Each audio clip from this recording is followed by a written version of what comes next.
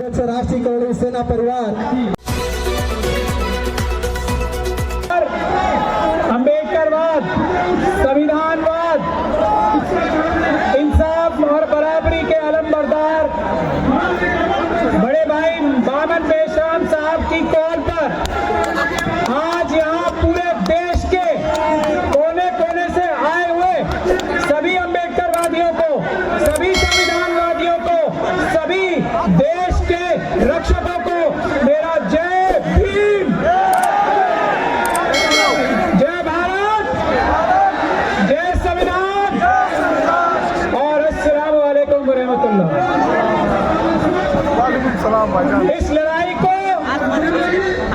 आज से बहुत साल पहले ईवीएम की लड़ाई को बामन मेश्राम साहब ने शुरू किया था। सुप्रीम कोर्ट से लेकर अलग अलग हाई कोर्ट में शुरू किया था। हम लोगों का तब भी, जबकि मैं सुप्रीम कोर्ट में प्रैक्टिस करता हूं, ये मानना था कि सुप्रीम कोर्ट आरएसएस के दबाव में है, बीजेपी के दबाव में है। सुप्रीम कोर्ट से फैसला तभी आ सकता है जब सुप्रीम कोर्ट से बड़ी अदालत, जो कि जनता की अदालत है, वो सड़कों पे आके ये फैसला कराए कि सुप्रीम कोर्ट के जज जो जनता के नौकर हैं, वो जनता की आवाज पे वही फैसला करे जो पूरी दुनिया के सभी संवैधानिक कोर्टों ने ये कहा है कि ईवीएम एक धोखा है, चुनाव सिर्फ और सिर्फ पेपर बैलेट से होने चाहिए। ये फैसला जनता की अदालत ने तय किया, यही फैसला सुप्रीम कोर्ट को भी जल्दी से जल्दी करना चाहिए। अब आज धारा 144 के बावजूद, सारे दिल्ली के बॉर्डर्स पे पुलिस के बावजूद, ये जो लाखों लोगों का जन सैलाब आया है देश के मालिकों का, ये इस बात को दिखाता है कि इस बार चुनाव और इसके बाद हर बार चुनाव ईवीएम से नहीं, पेपर बैलेट से होंगे। हम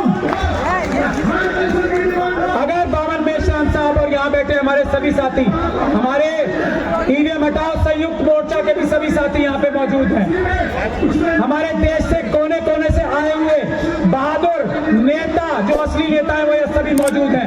अगर वो आज ऐलान करते हो तो चुनाव आयोग के ऊपर आज ही ताला लगा दिया जाएगा, अगर वो पेपर बैलेट से चुनाव कराने के लिए तैयार नहीं होता। देश के हर एक चुनाव आयोग के ऑफिस के बाहर ताला लगा दिया जाएगा, हर एक गोदाम के बाहर ताला लगा दिया जाएगा। ये संवैधानिक काम होगा, ये गैर संवैधानिक नहीं है। मैं एक बात ये कहना चाहता हूं कि ये पुलिस जो आप लोगों को रोक रही है, ये गैर कानूनी काम कर रही है। मैंने पहले बोलने की निवेदन भी इसलिए की थी कि आज इस तरह के प्रोग्राम्स को रोकने की पुलिस के पास कोई कानूनी ताकत नहीं है। आज वही केस एक हाई कोर्ट में लगा हुआ है, मुझे यहाँ से वही जाना है। पुलिस ये अपराध करती है अगर आप लोगों को यहाँ रोकती है, ये मैं बताना चाहता हूँ। और वकीलों की जिम्मेदारी है ये कि वो ढाल बन के आप लोगों के आगे खड़े हो। अगर पुलिस कोई गैर कानूनी काम आपके साथ करती है, हम वकील ये वादा करते हैं कि आपकी ढाल बन के देश के मालिकों, देश की जनता के सामने खड़े रहेंगे। किसकी मजाल है जो देश की जनता को उंगली लगा ले? किस मोदी सरकार की, किस अमित शाह साहब की हिम्मत है कि हमारी देश की जनता को पुलिस के माध्यम से एक उंगली लगा दे? हम देखेंगे। ये बात आप समझ लीजिए अच्छी से, कानून में कोई प्रावधान ऐसा नहीं है जिससे ये कहा जा सके। मैं सभी लोगों से गुजारिश करता हूं, रिप्रेजेंटेशन ऑफ पीपल्स एक्ट का धारा 61A ध्यान से पढ़ने, उसमें यह साफ लिखा हुआ है कि मतदान पेपर से, पेपर बैलेट से होंगे। हाँ, ईवीएम से भी चुनाव हो सकते हैं, ऐसा कहीं नहीं है कि ईवीएम से ही चुनाव हो सकते हैं। तो ये बहुत बड़ा झूठ आप सब लोगों के सामने लाया जा रहा है कि कानून में परिवर्तन करना पड़ेगा। किसी कानून में कोई परिवर्तन नहीं करना पड़ेगा।